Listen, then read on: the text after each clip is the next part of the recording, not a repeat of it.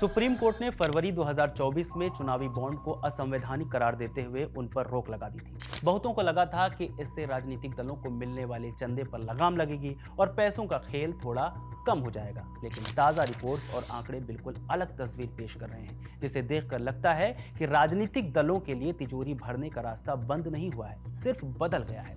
The Indian express की एक report के मुताबिक भाजपा की तिजोरी 2024-25 में और भी तेजी से भरी है। चंदा मिलने के मामले में भाजपा अपने सभी विरोधियों से कोसों आगे निकल गई है। इस साल भाजपा को कुल 6088 करोड़ रुपए का चंदा मिला है। ये रकम पिछले साल यानी 2023-24 में मिले 3967 करोड़ रुपए से लगभग 53% ज्यादा है। एक अन्य रिपोर्ट्स के मुताबिक ये आंकड़ा 6654 करोड़ रुपए तक भी बताया गया है, जो 68% की बढ़ोतरी दिखाता है। सबसे चौंकाने वाली बात यह कि भाजपा को जितना चंदा मिला है वो कांग्रेस को मिले 522.13 करोड़ रुपए चंदे से 12 गुना ज्यादा है। अगर कांग्रेस समेत एक दर्जन विपक्षी दलों के चंदे को भी जोड़ दिया जाए तो भी भाजपा को उनसे 4.5 माने 4.5 गुना ज्यादा पैसा मिला है। बड़ी बात यह है कि सिर्फ 2024-25 के चुनावी साल में ही नहीं बल्कि भाजपा पिछले कई सालों से सबसे ज्यादा चंदा बटोरने वाली पार्टी है। साल 2023-24 में भाजपा को करीब 2243 करोड़ रुपए का चंदा मिला था, जो बाकी 4 बड़े राष्ट्रीय दलों के कुल चंदे से 6 गुना ज्यादा था। 2018 से 2022 के दौरान चुनावी बॉन्ड के जरिए जितना भी पैसा आया उसका 57% हिस्सा माने करीब 5271 करोड़ रुपए अकेले भाजपा के खाते में गया। सिर्फ इतना ही नहीं, जिस साल चुनावी बॉन्ड की शुरुआत हुई यानी 2017-18 में भाजपा को कुल बॉन्ड का 94.5% हिस्सा लगभग 210 करोड़ रुपए मिला था। भाजपा को कहां से आया इतना पैसा, ये बड़ा सवाल है। भाजपा ने 8 दिसंबर 2025 को 162 पेज की कंट्रीब्यूशन रिपोर्ट चुनाव आयोग में जमा की। भाजपा की कंट्रीब्यूशन रिपोर्ट में उन सभी नामों को मेंशन किया गया जिन्होंने 20,000 रुपए से ज्यादा का इंडिविजुअल चंदा दिया है। इसमें कॉर्पोरेट चेक, डिमांड ड्राफ्ट या बैंक ट्रांसफर के जरिए पैसे दिए गए। इसी कंट्रीब्यूशन रिपोर्ट के मुताबिक इलेक्टोरल ट्रस्ट ने भाजपा को 3,744 करोड़ रुपए डोनेट किए, जो पार्टी को मिले कुल कंट्रीब्यूशन का 61% है। बाकी के 2,344 करोड़ रुपए दूसरे सोर्स से आए, जिनमें इंडिविजुअल और कॉर्पोरेट शामिल हैं। ट्रस्ट के अलावा 2024-25 में भाजपा के टॉप 30 डोनर्स में कई कंपनियां भी हैं। इनमें 100 करोड़ रुपए देने वाली serum institute of India private limited, 95 crore रुपए देने वाली रूंगटा सन्स प्राइवेट लिमिटेड और वेदांता लिमिटेड शामिल है, जिसने 67 करोड़ रुपए का चंदा भाजपा को दिया था। दूसरे बड़े डोनर्स में 65 करोड़ रुपए देने वाले मैक्रोटेक डेवलपर्स लिमिटेड, 53 करोड़ रुपए देने वाले डेराइव इन्वेस्टमेंट, 52 करोड़ रुपए देने वाले modern road makers private limited और लोटस हेमटेक्सटाइल्स लिमिटेड शामिल हैं, जिन्होंने भाजपा को 51 करोड़ रुपए दिए हैं। सफल गोयल रियल्टी एलएलपी 45 करोड़ रुपए, आईटीसी लिमिटेड 39 करोड़ रुपए, global IV ventures LLP 35 crore रुपए, ITC Infotech India limited 33.5 crore रुपए, Hero Enterprises partner ventures 30 crore रुपए, मैनकाइंड फार्मा लिमिटेड 30 करोड़ रुपए, सुरेश अमृतलाल कोटक 30 करोड़ रुपए और हिंदुस्तान जिंक लिमिटेड 27 करोड़ रुपए भी 2024-25 में पार्टी को बड़े डोनेशन देने वाली पार्टी शामिल है। कब शुरू हुई थी ये बॉन्ड स्कीम? सरकार ने 2017-18 में इलेक्टोरल बॉन्ड स्कीम शुरू की। साल 2023-24 तक बॉन्ड पॉलिटिकल पार्टियों को फंडिंग का मुख्य तरीका थे। कोविड-19 वाले साल को छोड़कर बॉन्ड से भाजपा को मिलने वाले कुल कंट्रीब्यूशन का कम से कम आधा हिस्सा आता था।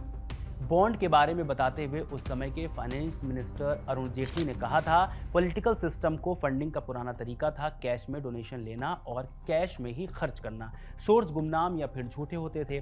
कौन कितने पैसे दे रहा है कभी पता नहीं चलता था। मुझे लगता है कि ऑनलाइन या चेक से किया गया डोनेशन पॉलिटिकल पार्टियों को देने का सबसे सही तरीका है, लेकिन भारत में ये ज़्यादा पॉपुलर नहीं हो पाया क्योंकि इसमें डोनर की पहचान हो जाती है। भले ही अरुण जेटली ने ये बात कही हो, लेकिन इस स्कीम के तहत सालों में पॉलिटिकल पार्टियों को 16,000 करोड़ रुपए से ज्यादा के गुमनाम डोनेशन मिले, जिनमें ज्यादातर भाजपा को ही गए। इस स्कीम को असंवैधानिक घोषित करने के बाद सुप्रीम कोर्ट ने फरवरी 2024 में स्टेट बैंक ऑफ इंडिया और इलेक्शन कमीशन ऑफ इंडिया को सभी डोनर्स और बेनिफिशियरी के नाम पब्लिश करने का ऑर्डर दिया था। अब सवाल कि इन रुपयों का इस्तेमाल भाजपा कैसे करती है, तो कुछ उदाहरण हम ऐसे समझ सकते हैं। भाजपा ने इस पैसे का इस्तेमाल हजारों व्हाट्सएप ग्रुप बनाने, सोशल मीडिया पर विज्ञापन देने और बड़े स्तर स्तर प्रचार करने में किया है। जैसे साल 2023 में कर्नाटक चुनाव के दौरान भाजपा ने चुनाव प्रचार पर 197 करोड़ रुपए खर्च किए, जबकि कांग्रेस सिर्फ 136 करोड़ रुपए ही खर्च कर पाई। ये तो एक बात हो गई कि भाजपा को क्या फायदा हुआ, लेकिन सवाल ये भी कि चुनावी बॉन्ड बंद होने के बाद दूसरे दलों को क्या नुकसान हुआ। तो इसे एक लाइन में ऐसे कह सकते हैं कि ज्यादातर विपक्षी पार्टियों के चंदे में भारी गिरावट आई। जैसे कांग्रेस का चंदा 2023-24 में 1129 करोड़ रुपए था, जो 2024-25 में घटकर सिर्फ 522 करोड़ रुपए रह गया, माने आधा से भी कम, यानी चंदा करीब आधा हो गया। तृणमूल कांग्रेस का चंदा भी 618.8 करोड़ रुपए से घटकर 184.08 करोड़ रुपए पर आ गया। बात जब क्षेत्रीय दलों की होती है तो तेलंगाना की पार्टी भारत राष्ट्र समिति यानी बीआरएस को बड़ा झटका लगा। उनका चंदा 580 करोड़ से घटकर केवल 15 करोड़ रुपए रह गया। टीडीपी और बीजेडी के चंदे में भी भारी कमी देखी गई है। हालांकि कुछ क्षेत्रीय पार्टियों को फायदा भी हुआ है, जैसे आम आदमी पार्टी का चंदा 22.1 करोड़ से बढ़कर 39.2 करोड़ रुपए हो गया है। डीएमके ने भी 365.82 करोड़ रुपए जुटाए, जिसमें से बड़ा हिस्सा करीब 300 करोड़ उनके छोटे कार्यकर्ताओं द्वारा दिए गए चंदे से आया है। चलिए अब जानते हैं कि चुनावी बॉन्ड क्या था। चुनावी बॉन्ड असल में एक खास तरह के कागज या नोट की तरह थे, जिन्हें कोई भी इंसान या बड़ी कंपनी सरकारी बैंक एसबीआई से खरीद सकती थी। इसे खरीदने के बाद वे अपनी पसंद की किसी भी राजनीतिक पार्टी को दान के तौर पर दे देते थे और वो पार्टी 15 दिनों के अंदर इसे बैंक से पैसे में बदल लेती थी। सबसे बड़ी और विवादित बात यह थी कि इसमें पैसा देने वाले का नाम पूरी तरह से गुप्त रहता था, यानी जनता को कभी पता ही नहीं चलता था कि किस कंपनी ने किस पार्टी को कितने करोड़ रुपए दिए। इसी वजह से इसे गुमनाम दान कहा गया, जिसके जरिए 2018 से अब तक पार्टियों को 16,000 करोड़ रुपए से भी ज्यादा का चंदा मिला। इस गुप्त चंदे का सबसे ज्यादा फायदा भाजपा को हुआ। आंकड़ों के हिसाब से 2018 से 2022 के बीच जितना भी पैसा बॉन्ड के जरिए आया, उसका 57% हिस्सा यानी करीब 5,271 करोड़ रुपए अकेले भाजपा की झोली में गया, जबकि कांग्रेस को इसका बहुत ही कम हिस्सा मिला। इस भारी भरकम पैसे ने भाजपा को चुनाव जीतने की एक बड़ी मशीन बनाने में मदद की, लेकिन इस सिस्टम की बहुत आलोचना भी हुई क्योंकि इसमें ट्रांसपेरेंसी नहीं थी। लोगों और जानकारों का कहना था कि इससे बड़ी कंपनियां सरकार से अपनी बात मनवाने या फायदे के लिए गुपचुप तरीके से पैसा दे सकती हैं, जिसे एक तरह का कानूनी भ्रष्टाचार माना गया। आखिरकार सुप्रीम कोर्ट ने फरवरी 2024 में इन चुनावी बॉन्ड्स को असंवैधानिक यानी कानून के खिलाफ बताते हुए इन पर रोक लगा दी।